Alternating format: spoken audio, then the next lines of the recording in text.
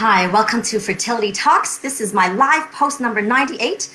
I'm your host, Mary Wong. Welcome. And tonight, I am so thrilled because we have my colleague slash friend, a reproductive endocrinologist from Colorado Springs with us here this evening. And it's Dr. Paul Magarelli. So welcome.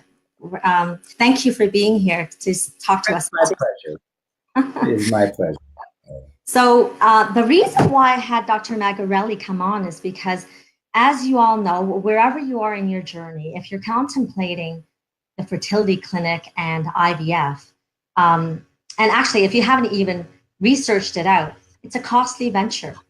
And Dr. Magarelli, he, as I mentioned, he's a reproductive endocrinologist, and he's a founder and medical director of high quality, affordable fertility centers. And this is both are in Colorado. Is that correct? You have two, right? Correct. And we're just building in San Francisco. Wow. Okay.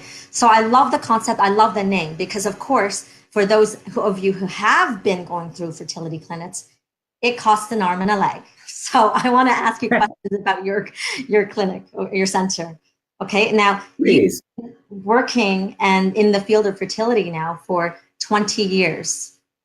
Is that correct? Yes, that is true. That is true. Actually 30, but who's counting? Right. Gotcha. Oh, you know what? Actually, as a preface, I want to tell everybody how I know you. I met you and I've seen you speak at the Integrative Fertility Symposium for multiple years. I mean, ever since it's been on. And I had the opportunity to be able to reach out to you because I was on this mission to create a complementary and integrative medical special interest group. This is like a big mouthful, everyone. And in Canada, there's an association called the Canadian Fertility and Andrology Society. And within that group, which basically the likes of you are in association with, so reproductive and fertility clinics are in association with, well, there are subgroups. And I wanted to create a subgroup that was talking about integrative medicine. And I know that you were one of the people who spearheaded the group that exists in the United States. So thank you for doing that talk with me. Now, fast forward, we didn't get accepted for the approval right now, but you know what? Right. Pick ourselves back up and it'll take time. Anyway, the purpose tonight is again to talk about fertility and the treatments that are available to you currently is going to be exorbitant everywhere you go, but there exists clinics that are like yours that offer special programs. So I'd love to hear a bit more about that. And I'm going to move this because my computer to explode. The fan's on. Okay. First of all, what was your inspiration? I'm sorry. I'm please ask your question, please. Okay. No, I just want to address, like, what was your inspiration for developing this kind of a program where it's a lower cost? And how do you do that when everything seems so expensive? So it's two parts. Well, yes, got it. My inspiration, I work with a lot of military families, and I'm in Colorado Springs. We have a lot of military bases, and many of these young soldiers were going to Afghanistan and Iraq over and over again, coming back pretty shell-shocked. And what I came to find out is they don't have very much money at all. About the same time I was turning 60, and I was looking at my life. I've been in this field for many years, and one of the biggest sadness was we have some of the best treatments, I believe, in any field of medicine, but only 1% of the folks who needed us could afford us. So I just took a little internal sabbatical for about 3-4 months and rethought what it is we do and why do we charge what we charge. And I came away with a concept which was pre-high quality affordable fertility care centers. It was a different name, but it was called Planning for Pregnancy, and it was a very cost-effective way to take care of people but it wasn't comprehensive. So I got a bee in my bonnet, sat down with all my team and said, listen, I want to change the model. We were charging, like everyone else, on average $15,000 for an IVF cycle and around $25,000 for an IVF cycle with pre-implantation genetic testing.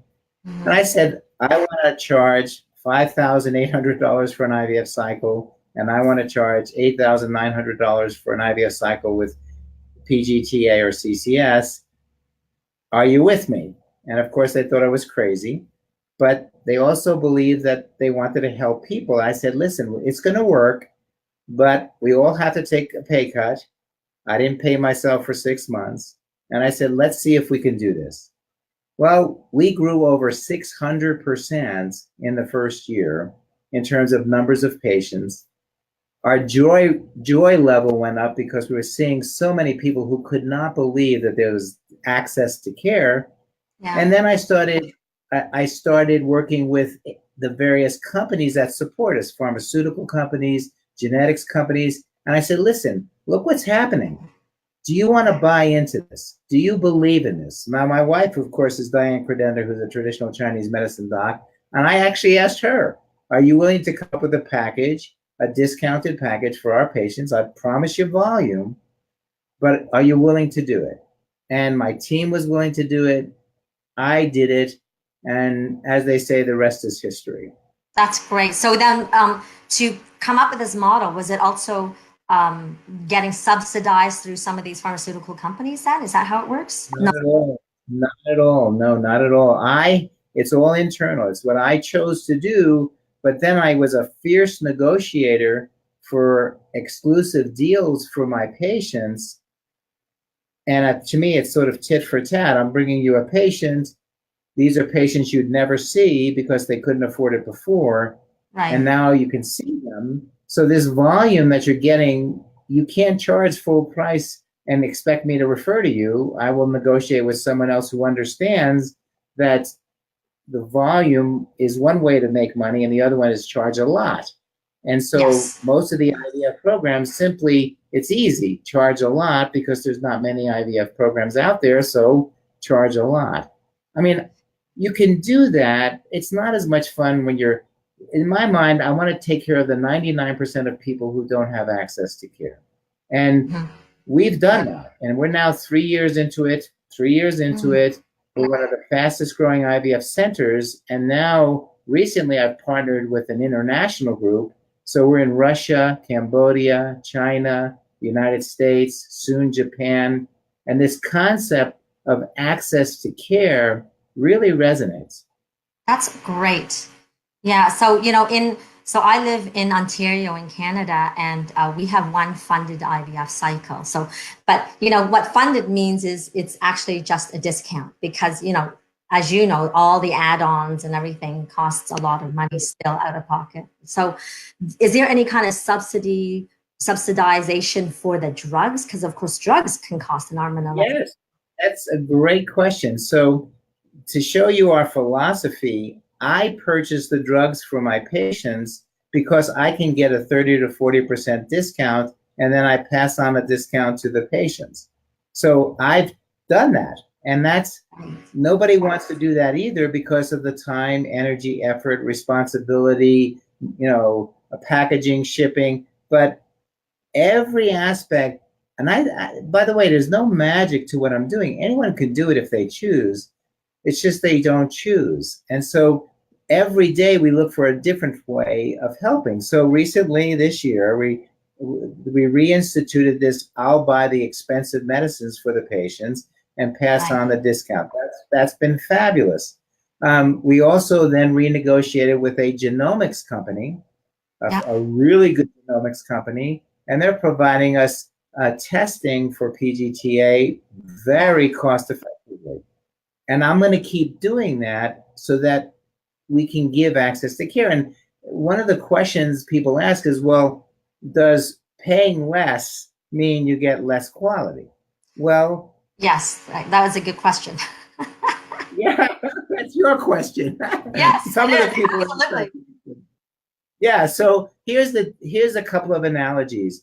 Toyota, when it came out, of course, everyone said, oh, it's so cheap, we're not going to buy them. Well, for 30 years now, they've been either the first or second best sold car in the United States. When Panasonic first came out with a flat screen TV, it was $25,000 and it was only 40 inches. Now you get a big screen TV for $2,500. Technology IVF. Oh, we're losing again. Hang on a second. Repeat what you just said, because you went. I said, yeah, technology is really, IVF is one of a technology intensive field. Technology over time gets less expensive. Computers get cheaper, TVs get less expensive, but the quality goes up.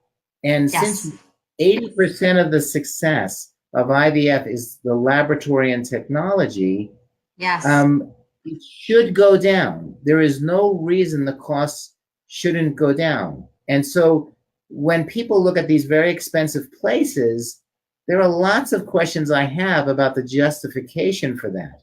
Now, they can do it because there's very few IVF centers, so they can do that. But that means they're willing to turn away 99% of folks. We just happen to have a different model.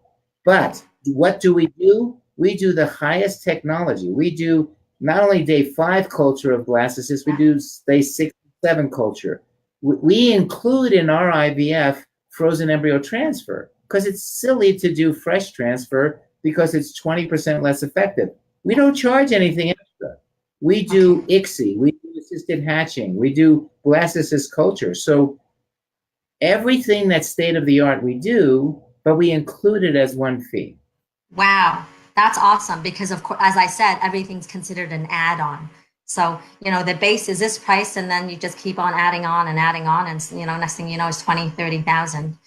And it's always that way on the internet where they advertise that it's less expensive, but the moment you're done, everybody says, oh, I'm $12,000, or they advertise $12,000. And every time I ask the patients who come to me after they either fail or they've spent $30,000 because they've had all these add-ons.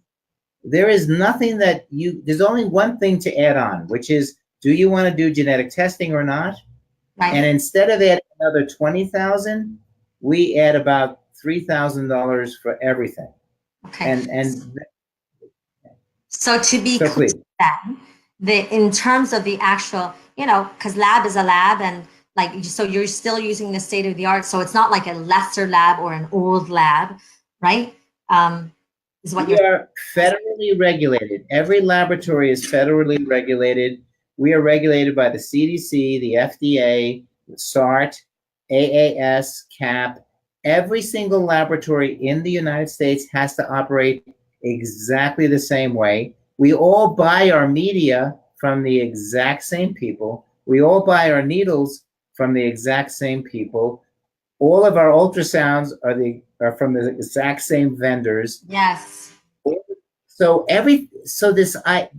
just because you have a fancy building and you have fancy cars, that's not going to improve IVF outcomes. It doesn't. Yeah. You have to look at the science of it. And so part of the HQA model is, what does the science say? It took us 3 years to decide to do frozen embryo transfers exclusively. Why? The data didn't support it. But once the data supported it, and I knew the authors, it was valid data, we immediately did frozen embryo transfers, and our pregnancy rates went up 20 to 30%. Mm-hmm. We just do it. So we don't do fresh embryo transfers anymore. We just don't. When I saw that genetic testing was the way to go, it was very expensive. People were charging 10, 20, 30,000. And I just knew that that's not going to work. So I negotiated, and we got an amazing price package from one of the up-and-coming genetics companies, which now is the largest genetics company in the world. And so we got exclusive numbers for our patients. So you gotta believe in the patient, and you have to want to work. You can't do this and not want to work. You don't do affordable care and not want to work, because you have 99 people for every one person the other guy's seeing. You're seeing 99. So then in terms of that, so okay, if the lab is quality care, but if you're Is there such a thing as overextending yourself and you're seeing so many people, you can't keep your head straight, and then, maybe you make more mistakes? Well, I won't go to the more mistakes, but overextension means, this is a really good point. Are you planning appropriately for your staff, for your patients? And then importantly, and this is a hard part for some docs, I do not have an ego investment for it to be, oh, it's Dr. Magarelli, it's Dr. Magarelli. I have 2 other doctors who are extremely well qualified. A lot of places will make the doctors do the ultrasound. That's foolish, because ultrasonographers are licensed. We are not licensed and certified as ultrasonographers. We learn it. So I use certified licensed ultrasonographers. They're much less expensive than I am per hour. I use nurse practitioners appropriately. The doctor is the captain of the ship, but if he's rowing, that ship is going to go nowhere. So you gotta become, but the real measure is not who's doing what, is does the outcome matter, which is pregnancy and a baby. So we've created an integrated program with traditional Chinese medicine docs. Why? Because it enhances the outcomes. It reduces the side effects. The patients are better taken care of. They feel safer. Their access to their eggs are enhanced. Well, by using that means my outcomes are better. So yes, we are at least 15 to 30% above our national average, and I'm within the top 10% of any program in the United States, and yet I'm 1/3 the cost. So don't tell me that we're not doing a job that's we're making mistakes, because we're not. Yeah. But we're really doing good care. So I love it that you brought that up in terms of integrative care with Chinese medicine, because you're one of the very, very few that really see the value in that. And of course, you saw so much value, you married the damn woman, which is pretty awesome. So that's a rarity. So we're not going to find anybody else like you. But no. Other. Thank God. Yeah, and actually, I want to tell everyone too that you didn't start off this way. It's not as if you automatically embraced Chinese medicine. And in fact, I would say that it was quite the opposite. Is that correct? No, it's totally. I was trained at Duke. I was trained at UCLA. And so when Diane, my wife, Credenda, came and said acupuncture works, and I said, well, show me the data, and she only had one little paper, I was like, thank you very much, go away, come back later. And I said, when you have more research. So she'd come back, and you know her, she's very persistent. She does triathlons, she doesn't give up. And then I decided we did 10 years of research proving first that it worked before we actually applied it to everyone. And now my new centers, by the way, I don't know if you know this, but with my new partner, they're 100% totally integrated, which means acupuncture, herbs, whatever traditional Chinese medicine, as long as they're the people who've been in the American Board of Oriental Reproductive Medicine trained, we're going to combine and prove that by enhancing in what I call one medicine, we're going to have an amazing outcome. We already do. Well, it's pretty awesome. So I just want to really be clear again, in case people missed that. So you're saying that you're fully on board and embrace Chinese medicine with all, like, the full roundedness, meaning, because a lot of people will say, okay, fine, you can do acupuncture for the REs. They're comfortable with that. But most of them do not embrace Chinese medicine of itself. So herbal medicine, right? So you're saying that no matter where they are along their IVF cycle, stimulation or not, or preparation prior to, you fully let the TCM doctor prescribe Chinese herbal medicine. The American Board of Oriental Reproductive Medicine TCM doctors do it. I do not let non-ABOR members do it, not because they don't know, but ABOR members do much more training about marrying Western and Eastern medicine. Absolutely. Yes. So in Canada, there's only a handful of people that is ABOR licensed, but there are highly qualified people in that realm as well. But I get it. You want definitely a reliable subset of practitioners. Absolutely. Yeah. So that's really great. So why is it so expensive? Why is everybody charging so much? And why is it cheaper in Europe? Are they doing it more like your concept then? Well, no, it isn't cheaper in Europe. It's subsidized in Europe through insurance. Their insurance cover. Most of the countries doing lots of IVF have coverage. So, in other words, so that's the first thing. They have volume. See, once you have volume, the pricing, everything changes. That's what bothers me about these new companies that are spreading all over the United States. They're all bought by venture capital companies, but their prices should fall dramatically, but they're doing the opposite. They're raising them. So why does it cost so much? The Right. original way IVF was priced was based on the coding that we use in insurance companies, even though the insurance company didn't cover it. And if you don't know anything about coding, when you code for something, you'll tell the insurance company, oh, I want $10,000 for this, and the insurance company will give you $150. Well, if you're in a cash market and you use that coding, you say you want 10,000, you get 10,000. So it started by counting the codes, and it was rare, and it was risky, and it was experimental. As it grew, people got in. Well, the clientele, they already had tapped into the upper echelon, richer people. That clientele had more options, and we didn't have enough centers, so why would you want to see other than rich people, right? Because you could. And if you're in a big city, you can. Rather than challenging that and working it down, people did this. Oh, I'll do low-cost IVF. Well, what is that? I'll give you half the meds, I'll do half the services, and you'll get half the chance or even less of success. That's not low-cost IVF. That's just IVF you have to repeat 10 times to equal one normal. Right. Today, I don't understand after 30 years why the fees are the same. When I first started, I had to make my own media. We actually had to make our own ICSI needles. We had to, we had to do all. We had lathes and fire, and we had to make all that. We had to clean, had special water. Now you call up Amazon, you order it, it's at your door 24 hours later, and it's 1/10 of the price. When the first embryologists came out, they wanted $1 million. Now you get a really qualified embryologist for $90,000. So, but nobody's changed because the demand is increasing. There's a limited supply and demand. There's a limited supply of centers. So I'm not asking everybody to do what I'm doing. I just like what I'm doing.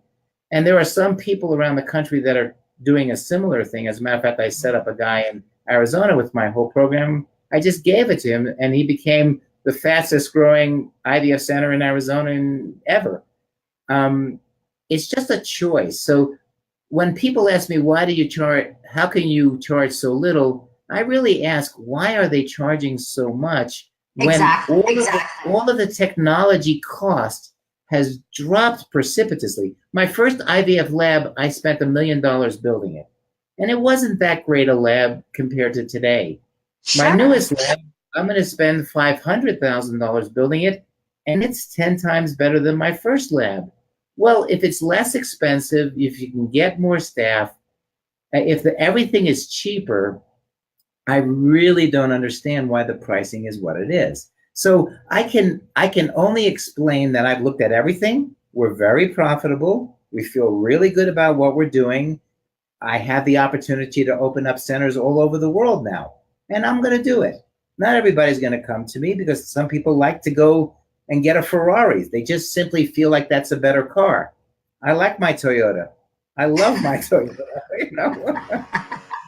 So then what do you say to those people that are, thinking that, oh, I pay more, I'm going to get more? What are you going to say to them? They don't come to me. Right. They believe everything is how you look and not what you get. I can't convince them. All I can say is this: look at my IVF outcomes. Look at my patient satisfaction. Look at my reviews. Not that you can only get good ones, but look at how people feel about how they're taken care of. I still think I'm expensive. So I think I'm expensive. So even though I'm cheap, I still think I'm expensive. Absolutely. And I'll be happy to charge them more if they feel better. Right. But it's really great that you come from an empathetic point of view because, you know, like I said, even just the drugs alone, never mind the actual IVF, is quite out of reach for a lot of people. So, to tell you the truth, the drugs in my program, if you pay retail, cost more than my whole IVF cycle because my IVF cycle is so expensive. So that's why I then negotiated for me to buy so I can lower those too. And I'm still not done negotiating. I'm still not done. I still want this to be less. Yeah. Okay, so my question is, do you get Canadians then? We do, not often. Not often do Canadians come down. I think part of it is just my center is not that well known in Canada. I think I'm known by the traditional Chinese medicine docs. I don't think they know. This is the craziness. Most folks will save a minimum of $10,000 on their care if they come to me, and they will likely have a 10 or 15% better chance of success. So the cost of an airline ticket and hotel is probably going to be $2,000, right? By the time you stay and do whatever you need to do. You have to decide, and it's inconvenient to leave, but in my mind, and for some they can, but there's a lot of your patients, I'm sure, who just simply won't even dream of doing IVF because they think it's just out of their reach. So these kind of programs and advertising and that kind of thing, I just want people to know there is an option for you that will give you high quality, affordable, accessible, achievable care. Well, it's awesome. So then my other question, I have two questions. So one is, if they join your program, is it a prerequisite for them to do the acupuncture and Chinese herbal medicine? I never force people to do anything. However, they're asking me to provide them the highest quality care. And for some, it is required. It is absolutely required. I never force people to do anything. But in reality, if you're coming to me, you're asking me to use all of my professional acumen to give you the best way to make one healthy baby. If you don't do IVF, I think it's foolish because it's the most cost-effective way to enhance. If you don't do acupuncture, it's foolish because it's the most effective way to enhance access to eggs, reduce side effects, provide a different level of attention to your body.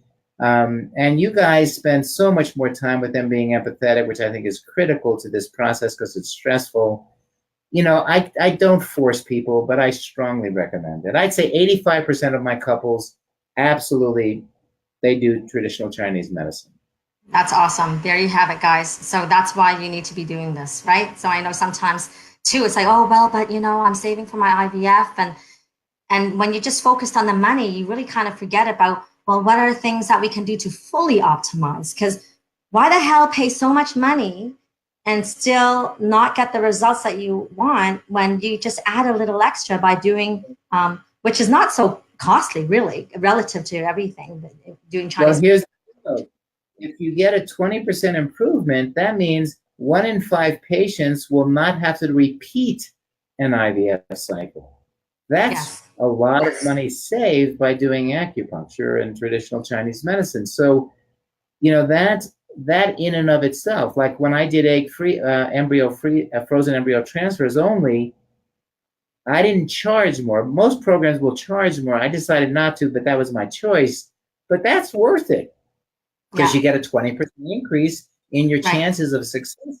And that means 1 in 5 people don't have to repeat an IVF cycle. So it's your technology, my technology, your medicine, my medicine. Every little bit of it, we want to optimize so they get the best outcome.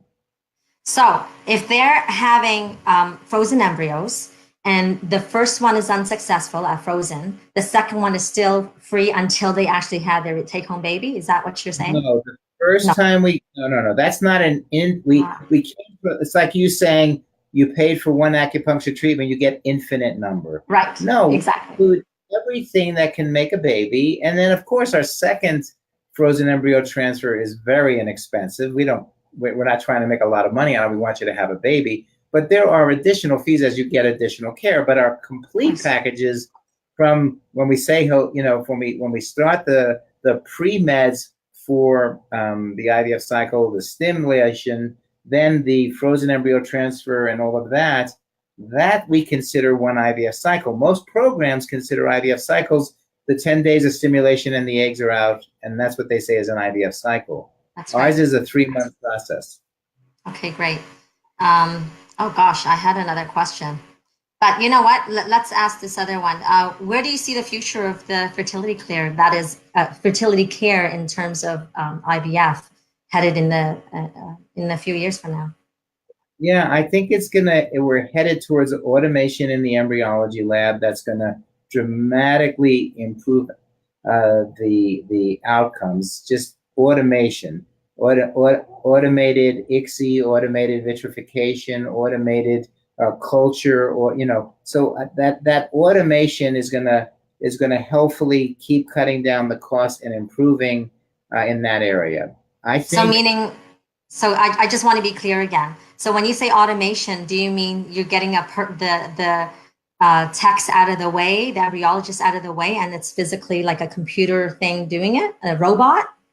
Actually, that's exactly what I'm working on. Is that you'll have an embryologist, but they're running the machine aspects of it, right. Not simply trying to, like, for example, in the old days, we used to drop a little bit of acid to hatch an egg, and then we got a laser, but then you had to point it. Now you push a button, the computer will do the best hatching of that egg that no human could do.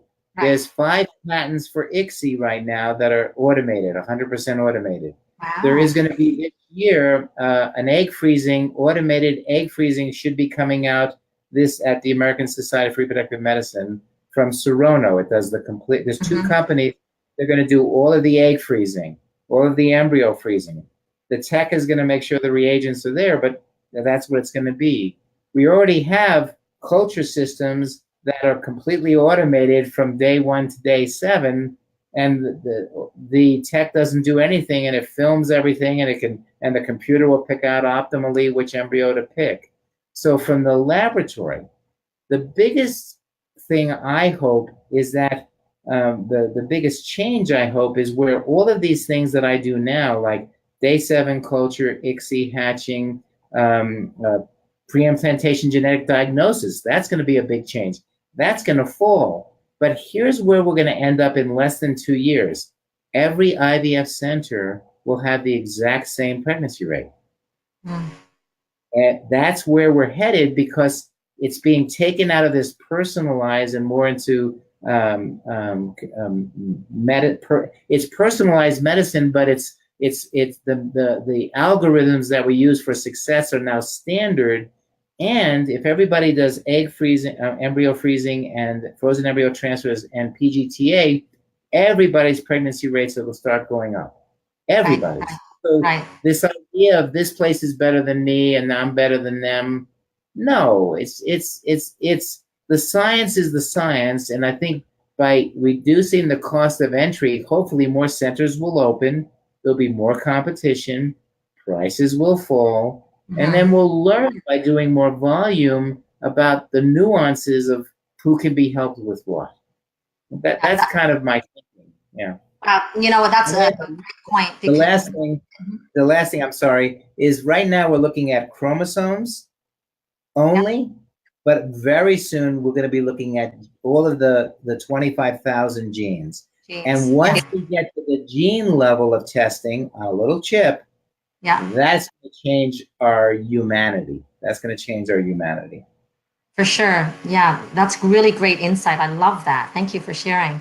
And I love it that you're saying, because you know what? Patients ask all the time, because I'm on, when people come to us as TCM practitioners, they ask, because I'm not affiliated so much to just specifically one. I mean, I know some practitioners do that, but they'll say, oh, gee, which doctor is the best, or which clinic is the best, which has the best lab, right? So it's really great that you're saying that. And I always say, partly it's really not that much different. And like a doctor better than the other, right? I don't know, personality, I'm not sure. And so that's really great that you actually say that for everyone. One last question is, do you do any kind of cutting off? Like, do you screen people and say, you don't qualify in terms of age or anything like that? Because, if high FSH, for example, you don't necessarily respond very well. Okay.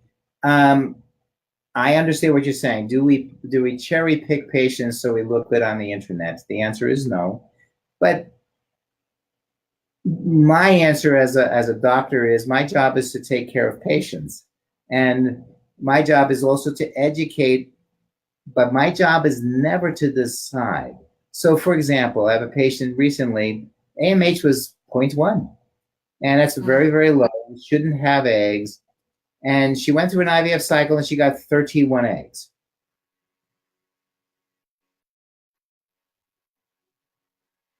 Right. Yeah, absolutely. Lost in the testing phase, meaning they think the test is them. No, it's a reflection. It's a shadow, but it's not you. So I give people the numbers.